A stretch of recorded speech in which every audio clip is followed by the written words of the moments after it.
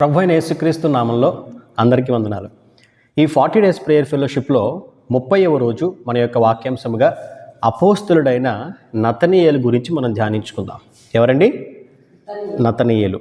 ఈ నతనీయేలునే బర్తలోమయి అని కూడా పిలిచారండి. మత్తయి సువార్త 10వ అధ్యాయము ఫ్రమ్ 2 to 4 మనం చదువుకున్నట్లయితే ఈ మాట రాయబడింది. ఆ 12 మంది అపోస్తుల పేర్లు ఏమనగా,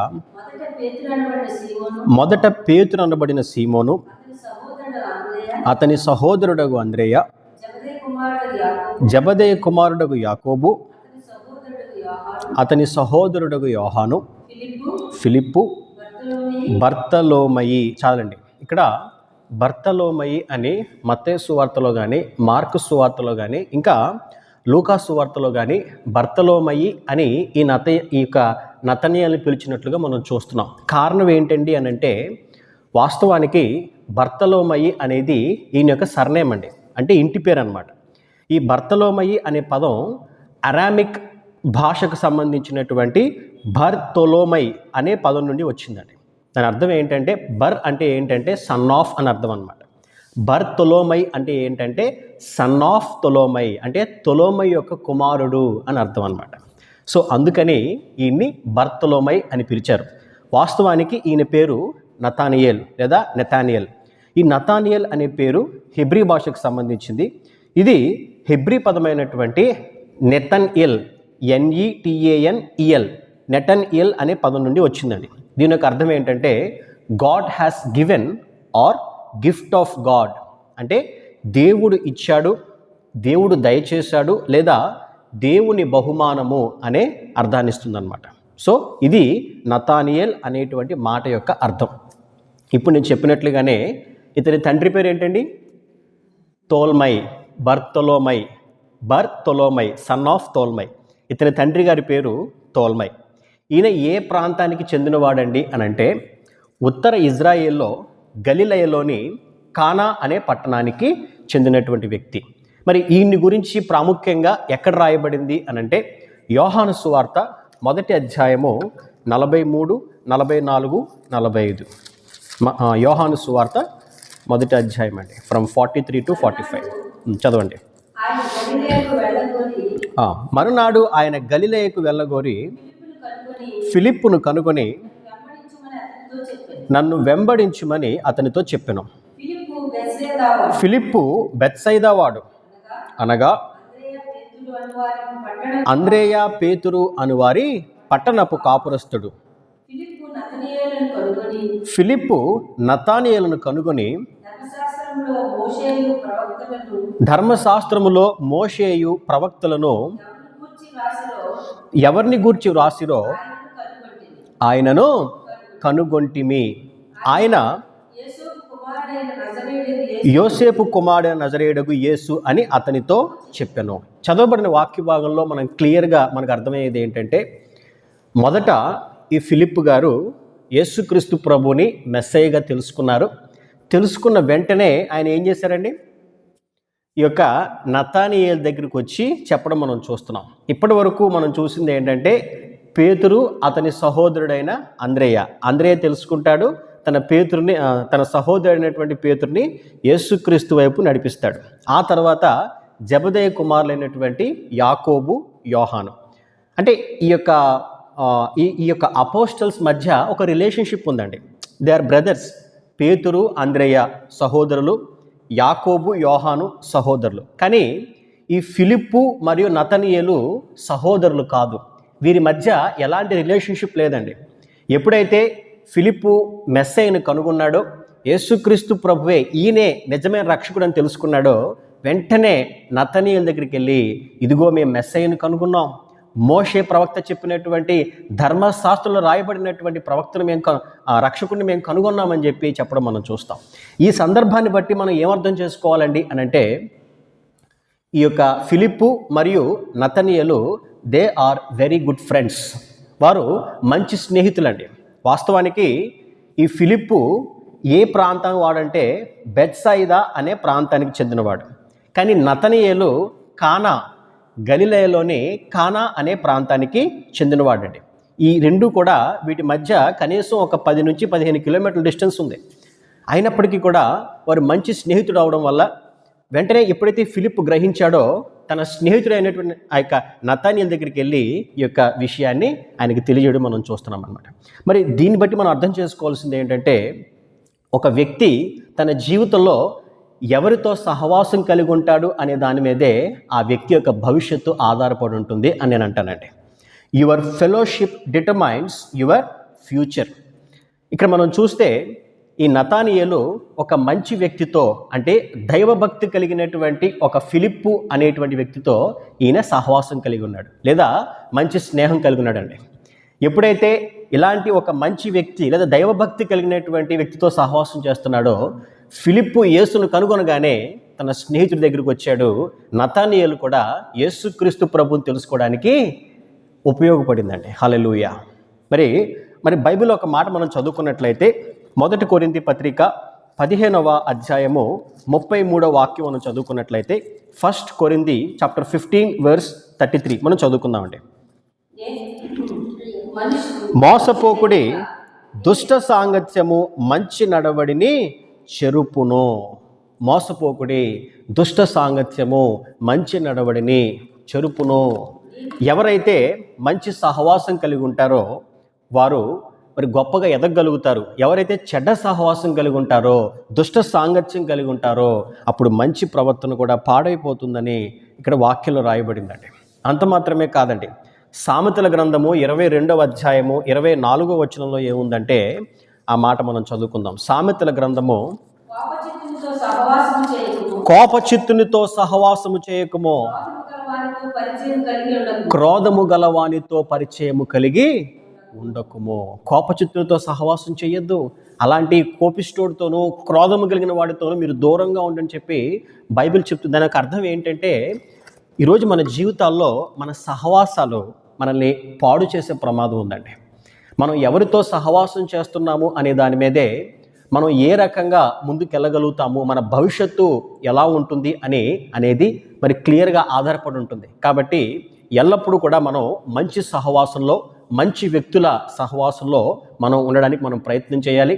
మరి ఈ యొక్క పేరెంట్స్ కూడా వారి యొక్క పిల్లలు ఎవరితో సహవాసం చేస్తున్నారు, ఎలాంటి స్నేహాల్లో వారు ఉంటున్నారని వారు చూసుకుంటూ మొదట వారు మంచి సహవాసంలో ఉంటూ పిల్లల్ని కూడా ఆ యొక్క మంచి ఫ్రెండ్స్తో లేదా మంచి సహవాసంలో ఉండే విధంగా వారు ప్రయత్నం చేయాలండి. లేకపోతే వారు అనేకమైనటువంటి ఇబ్బందుల గుండా, మరి ఆ యొక్క శ్రమల గుండా వారు వెళ్ళేటువంటి ప్రమాదం ఉంటుంది. ఓల్డ్ టెస్టిమెంట్లో రెహబాము అనే ఒక ఆయన ఉన్నాడండి. ఎవరండి ఈయన? రెహబాము. ఈ రెహబాము ఎవరు అంటే రాజు అయినటువంటి సొలొమోను యొక్క కుమారుడు. సొలొమోను తర్వాత ఉమ్మడి ఇజ్రాయేలుకి రాజు అయినటువంటి హీఈస్ అ 4th కింగ్. సౌలు తర్వాత దావీదు, దావీదు తర్వాత ఎవరండి? సొలొమోను, సొలొమోను తర్వాత ఈ రెహబాము. ఈ రెహబాము కాలంలో ఏమైందంటే ఆ పెద్దలందరూ వచ్చి రెహబామును ఒక విషయం అడుగుతారు. విషయం అడిగినప్పుడు వాస్తవంగా రెహబాము ఏం చేయాలి? యాజ్ ఎ కింగ్ పెద్దలతో చర్చించి పెద్దలు చెప్పినటువంటి మాటలు వారికి చెప్పాలి. కానీ ఇతను ఏం చేస్తాడంటే అతనితో పాటు పెరిగినటువంటి కొంతమంది యవ్వనస్తులు, ఆ యొక్క ఏమీ తెలియనటువంటి ఆ యొక్క యవ్వనస్తులతో సహవాసం చేసే వ్యక్తి ఉన్నాడేమో, యవ్వనస్తుల దగ్గర సలహా తీసుకుంటాడండి. ఈ మాటలు ఎక్కడ ఉంటాయంటే 1 రాజులు 12వ అధ్యాయము ఫ్రమ్ 8 to 15 ఈ మాటలు ఉంటాయి. అక్కడ అతని సహవాసం కరెక్ట్గా లేదు. మరి ఆ యొక్క పెద్దలతో, అనుభవజ్ఞులతో చర్చించి తీసుకోవాల్సిన నిర్ణయాన్ని తనతో పెరిగినటువంటి కొంతమంది ఆకతాయి కుర్రలతో చర్చించి నిర్ణయం తీసుకుంటాడు. అదే నిర్ణయం మనకు చెప్తాడు. అక్కడ ఉమ్మడి ఇజ్రాయెల్ 2 ముక్కలైపోయిందండి. నార్త్ ఇజ్రాయెల్, సౌత్ ఇజ్రాయెల్గా 2 ముక్కలైపోవడానికి రాజు అయినటువంటి రెహబాము యొక్క సహవాసము కారణమైంది. ఈ సహవాసాలు అనేవి ఎంత ప్రమాదకరమైనవో మనకి ఈ రెహబాము ద్వారా మనం అర్థం చేసుకోవచ్చండి. కాబట్టి ఈరోజు మన సహవాసాలు ఏ విధంగా ఉన్నాయి, మనం ఎవరితో సహవాసం చేస్తున్నాం, మనం ఎలాంటి అలవాట్లు కలిగిన వారితో మనం సహవాసం చేస్తున్నామో ఒక్కసారి మనల్ని మనం పరిశీలించుకోవాలి. మరి ఆ తర్వాత మనం చూసినట్లయితే యోహాను సువార్త 1వ అధ్యాయము 45వ వాక్యం మనం చదువుకున్నట్లయితే John chapter 1 verse 45.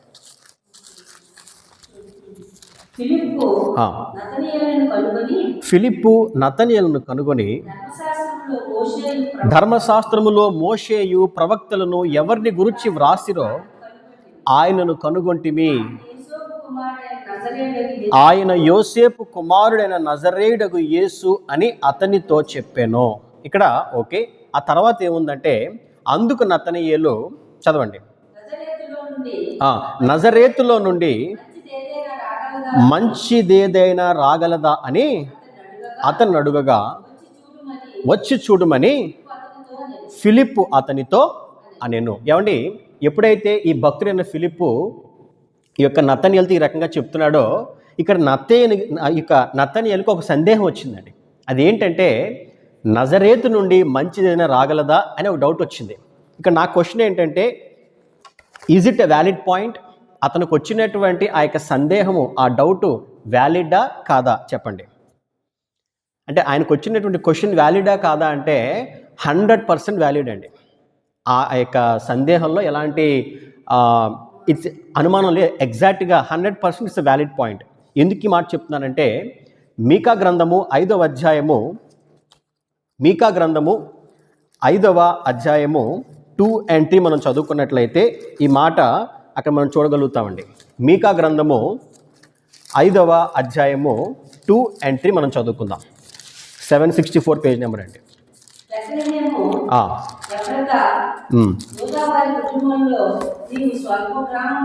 Right. Bethlehem Ephrathah యూదావారి కుటుంబములలో నీవు స్వల్ప గ్రామమైనను నా కొరకు ఇజ్రాయేలును ఏలబోవాడు నీలో నుండి వచ్చును. పురాతన కాలం మొదలుకొని శాశ్వత కాలము ఆయన ప్రత్యక్షమగుచుండెను. దేవునికి స్తోత్రం కలుగును గాక. హల్లెలూయా. ఇంకా మనం చదువుకున్నట్లయితే, కాబట్టి ప్రసవమగు స్త్రీ పిల్లలకును కాబట్టి ప్రసవమగు స్త్రీ పిల్లను కను వరకు ఆయన వారిని అప్పగించును. అప్పుడు ఆయన సహోదరులలో శేషించిన వారును వీరితో కూడా తిరిగి వస్తునని చెప్పి ఇక్కడ వాక్యంలో రాయబడిందండి. అంటే ఈ మాట దేనికి మనకి ఏం చెప్తుంది అనంటే, రక్షకుడు యూదా బెత్లెహేము నుండి వస్తాడు అనే సత్యం మరి ఈ మాటను బట్టి మనం అర్థం చేసుకోవచ్చండి. మీకా గ్రంథము 5వ అధ్యాయం from 2 to 3 మనం ఏం తెలుసుకోవాలంటే, రక్షకుడు బెత్లెహేము నుంచి వస్తాడు అనే వాస్తవం మనం గ్రహించాలి. మరి యేసుక్రీస్తు ప్రభు బెత్లెహేము నుంచే వచ్చాడా, ఆయన అక్కడే పుట్టాడా అని అంటే, మత్తయి సువార్త 2వ అధ్యాయం 1వ వాక్యం మనం చదువుకున్నట్లయితే దీనికి మనకు సమాధానం దొరుకుతుందండి. మత్తయి సువార్త 2వ అధ్యాయము 1వ వాక్యం మనం చదువుకుందాం. రాజైన హెరోదు దినముల యందు యూదయా దేశపు బెత్లెహేములో యేసు పుట్టిన పిమ్మట ఇదిగో తూర్పు దేశపు జ్ఞానులు యెరూషలేమునకు వచ్చి, చాలండి. ఏమండి, ఇక్కడ క్లియర్గా యేసుక్రీస్తు ప్రభు బెత్లెహేములో పుట్టారని స్పష్టంగా రాయబడింది. కానీ ఈయన పుట్టిన తరువాత ఏమైందంటే, ఈయన్ని ఐగుప్తుకు తీసుకెళ్ళిపోతారండి.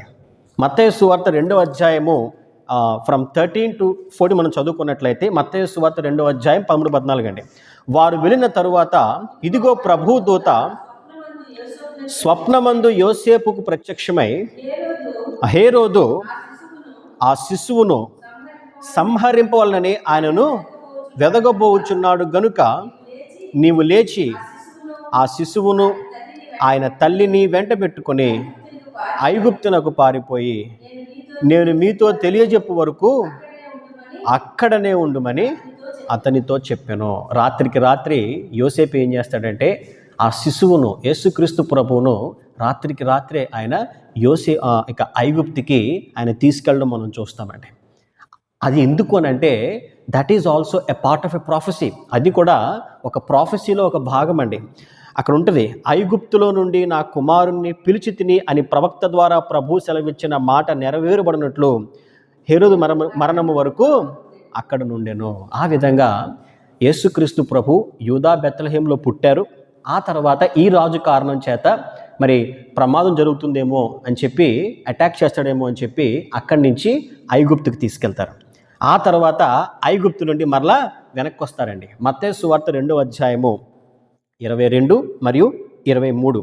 అయితే అర్కేలాము తన తండ్రి అయిన హేరోదునకు ప్రతిగా యూదయా దేశమును ఏలుచున్నాడని విని అక్కడికి వెళ్ళవెరచి స్వప్నమందు దేవుని చేత బోధింపబడిన వాడై గలిలయ ప్రాంతములకు వెళ్ళి నజరేతను ఊరికి వచ్చి అక్కడ కాపురం ఉండెను. ఆయన నజరేడ్ అనబడునని ప్రవక్తలు చెప్పిన మాట నెరవేరినట్లు ఇలాగు జరిగెను. సో ఇక్కడ మనం అర్థం చేసుకోవాల్సింది ఏంటంటే, యేసుక్రీస్తు ప్రభు బెత్లెహేములో పుట్టారు. ఆ తర్వాత ఈ రాజు అయినటువంటి హేరోదు వలన ఆయన ఐగుప్తుకి తీసుకువెళ్ళబడ్డాడు. ఐగుప్తు నుండి తిరిగి వచ్చి నజరేతుకి ఆయన వచ్చాడు. అందుకే నజరేడ్ అనే యేసు అని ఆయన పిలువబడ్డాడండి. మరి ఇదంతా నతనీయులకు తెలుసా? తెలీదు. ఆయన బెత్లెహేములో పుట్టాడని చూశాడా? లేదు. కాబట్టి ఈయనకు వచ్చినటువంటి సందేహం 100% కరెక్టే.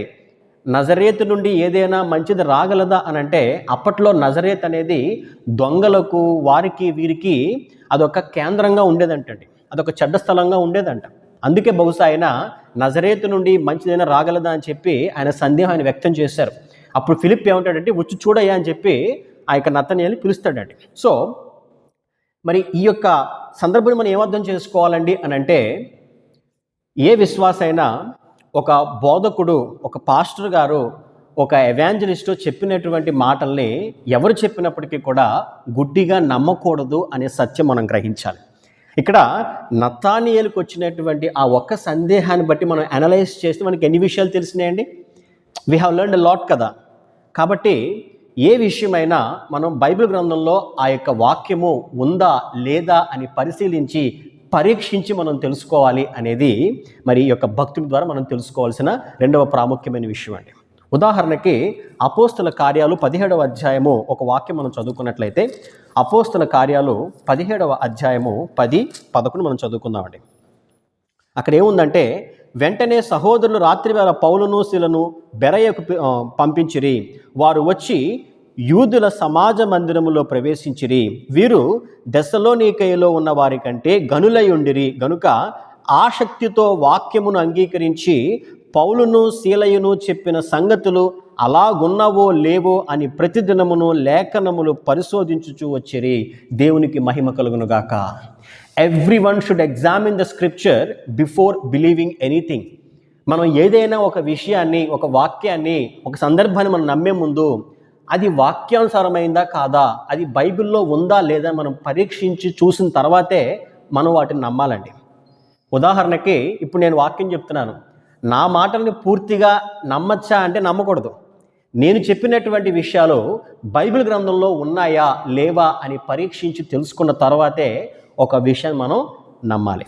మరి ఒక చిన్న ఉదాహరణ చెప్తానండి. అదేంటంటే, ఇదివరకు మా ఇంట్లో ఒక ఆవిడ పనిచేస్తూ ఉండేది. మా చిన్నప్పుడు ఆవిడ చర్చికి వెళ్ళి వస్తూ మా ఇంటి ముందే వెళ్తూ ఉండేది.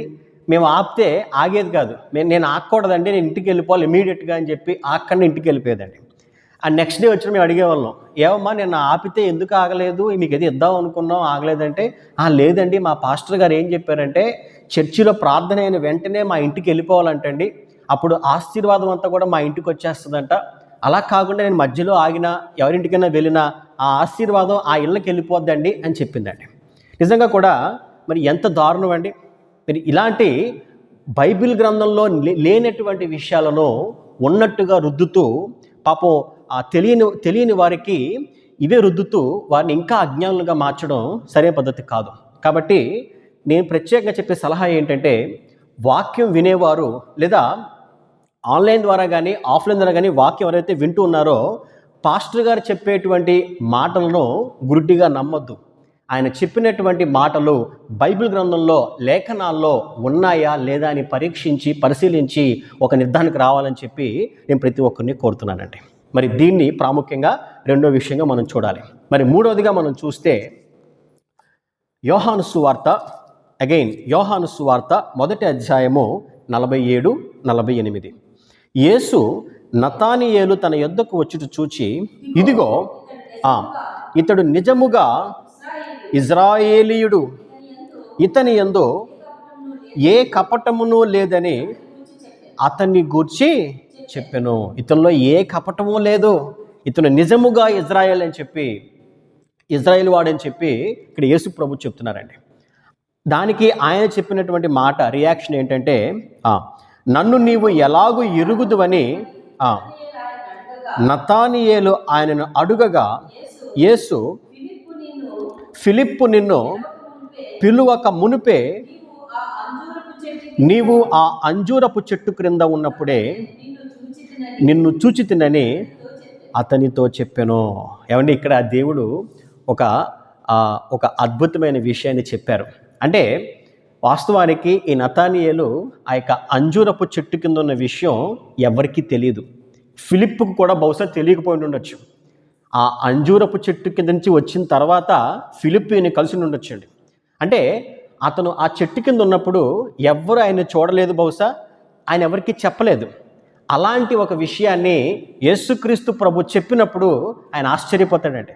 నేను ఆ చెట్టు కింద ఉన్న విషయం ఈయనకి ఎలా తెలిసింది, ఈయనకి ఏ విధంగా తెలిసిందని చెప్పి ఆయన ఆశ్చర్యపోయాడు. ఆశ్చర్యపోయి అక్కడికక్కడే వెంటనే ఈయనే మెస్సయ్య, ఈయనే దేవుని కుమారుడు అని చెప్పి ఆయన గ్రహించడం మనం చూస్తామండి. ఆ వాక్యం మనం చదువుకుందాం 49వ వచనంలో.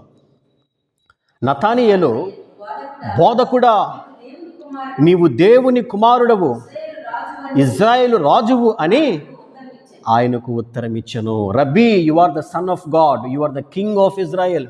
అంతకుముందు ఏమన్నాడండి? నన్ను ఎలాగెరుగుదువు అంటే నువ్వు అంటున్నాడు. అంటే బోధకుడా అని అనలేదు ముందు. ఆయన ఏమన్నాడండి? నేను నీకు ఎలా తెలిసా అని అన్నాడు. ఎప్పుడైతే యేసుక్రీస్తు ప్రభు ఈ విధంగా ఒక అద్భుతమైన విషయాన్ని, ఆయనకు మాత్రమే తెలిసినటువంటి విషయాన్ని ఎప్పుడైతే ఆయన చెప్పాడో, ఆ మిరాకిల్ని బట్టి ఆయన ఆశ్చర్యపోయాడు. వెంటనే యేసుక్రీస్తు ప్రభుని దేవుని కుమారునిగా అంగీకరించినట్టు మన వాక్యంలో చూస్తున్నామండి. నిజంగా మరి ప్రతి ఒక్కరూ కూడా చాలామంది యేసు ప్రభుని ఒక హీలర్గా చూస్తున్నారు. అంటే స్వస్థపరిచే దేవునిగా మాత్రమే చూస్తున్నారండి. లేదా వారి జీవితాల్లో వారి అక్కర్లు తీర్చే, వారి యొక్క ఇబ్బందులు తీర్చేటువంటి ఒక సేవియర్గానే చూస్తున్నారు. అంటే యేసయ్యను నమ్ముకుంటే కష్టాలు పోతాయి, బాధలు పోతాయి, ఏమండి ఇంకేం పోతాయి, రోగాలు పోతాయి, అన్నీ పోతాయి, ఉద్యోగాలు వస్తాయి, పెళ్ళిళ్ళు అవుతాయి, ఇంకా రకరకాల లోక సంబంధమైన వాటి కొరకే యేసు ప్రభు అని అనుకుంటున్నారండి. కానీ వాస్తవంగా మనం గ్రహించాలి, he is the son of God, ఆయన దేవుని కుమారుడు అనే సత్యాన్ని మనం గ్రహించాలి.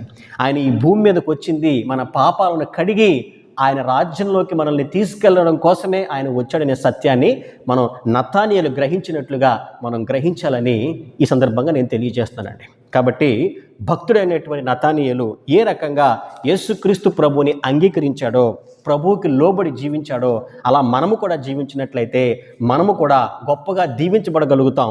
దేవుని కొరకు నమ్మకంగా మనం జీవించగలుగుతాం. దేవుడు తన పరిశుద్ధ వాక్కును దీవించి ఆశీర్వదించును గాక. ఆమేన్.